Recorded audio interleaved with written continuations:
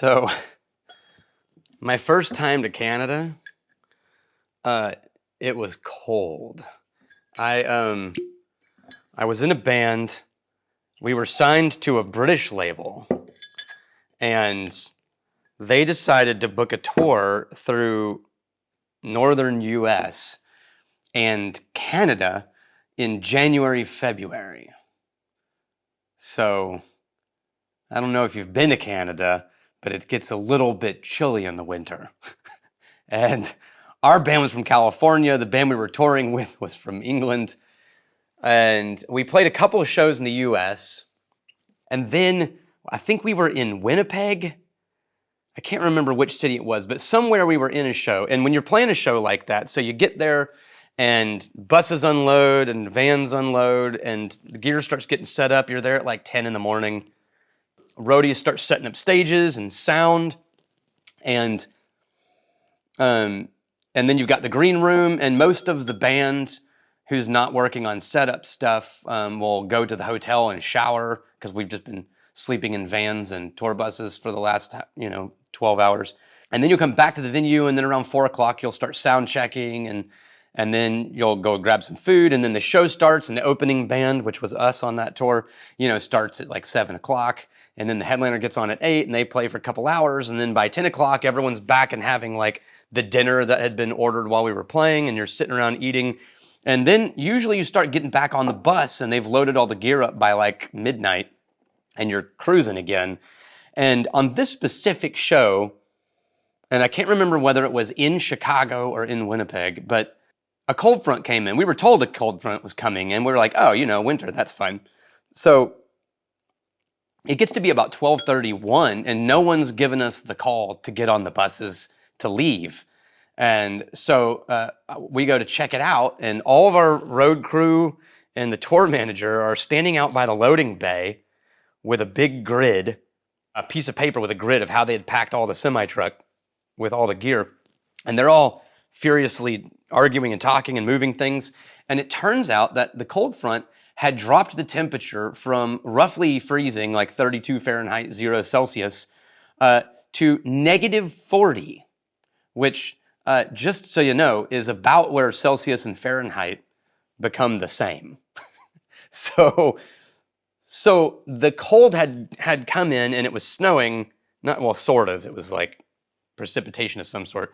And it was so dramatic that the aluminum shell of the semi-truck had constricted from the quick cold change, and the gear didn't fit anymore. Because I don't know if you've ever packed trucks like that, but you pack them like Tetris. They come in and it's like, you're working with a 1/2-inch play because you don't want to get in a semi-truck and have gear, sloshing from side to side with air gaps. And the truck had shifted enough that they couldn't pack the equipment in the same way because they had lost a few inches of width. And so they were having to repack the entire truck from scratch at like 1 in the morning in like 30, 40 below zero. But it got worse. So, by the way, it didn't, I'll tell you that in a second. First, let's talk about Lot 40. So this is one of Dr. Don Livermore's projects. It's a limited release Lot 40. This is a peated quarter cask release number 1. Now, I love the name Dr. Don Livermore. By the way, his book on blending is awesome. You can find out more info on it. I think it's, I'm not sure what website, but he has a book called Blending 101. It's really great. And doesn't Dr. Don Livermore just sound like a name that would be up there with like Indiana Jones, like an explorer kind of name, which is kind of apt because he is a whiskey explorer. So I've always liked Lot 40. I think they do a column still first run, and I might be wrong about this, and then a pot still spirit run. And Lot 40 has always, to me, felt like it had a lot more character to it, right? So than just your typical big brand Canadian clubs or, whatever. This one is a special release. It's at cask strength for one, and they took their normal product and they put it into peated quarter casks. And they don't say from what distillery, but actually this barrel that I'm sitting in front of is a Lafroig quarter cask. This is a peated quarter cask right here. this bad boy. And it's roughly, I can't remember the math, but it's roughly, think of it as like a 30-gallon barrel instead of a 53-gallon bourbon barrel. It's about it's the same height as a normal barrel roughly, but it's, half the size in width. And it held, they said, first fill peated whiskey, which means for Scotland, that's the second time the barrel's been filled is called first fill, remember. So this is a first fill peated cask finish, 17 months in the peated cask. So this is a rye whiskey, and it is fully rye. So the question is, what does rye do in a Scottish peated whiskey barrel? Huh. So I think I was looking for more smoke, but the rye is there, but it turned the rye is this sort of like sweet candy cane rye with like soft, minty wintergreen. It's a really subdued rye grain note. And then if I had to guess what the peated quarter casks were adding, on the nose, I would say it's coming across more as earth than smoke. But let's try it. Oh, there it is. Okay. Oh.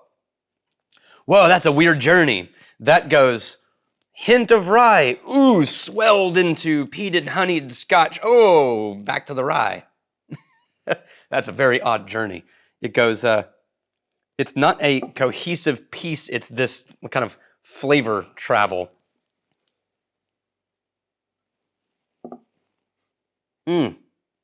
That's so weird. It contains all of the rye spice that you would like in a good rye. It almost is like the quarter casks made the rye on the palate more so, but then added these earthy undertones. I would say the nose is sort of soft and not misleading is a wrong word, but it sort of takes you down a weird path. And then all of a sudden, hey, there it is in the palate. It's all in the palate. That's nice. Anyway, so we get on tour, we get the bus packed, we hit the road, we head over, we play in Saskatchewan, we play everywhere across Canada. We end in Victoria, British Columbia. And by the way, that's the first time that it gets above freezing the rest of the tour, is when we cross and get into BC. But the second show that we played, after that show, I'm playing, and we're playing our first big rock hit, and by the second song, and the snare head rips out of the snare. And I don't mean I'm playing so crazy, I punch through the snare head. I'm saying I'm hitting it, it starts getting floppy, and I look, and the side of the head peels out of the rim of the snare drum, and there's a hole, and the head looks brand new. It was a pretty close to new head. It just peeled right out of the frame.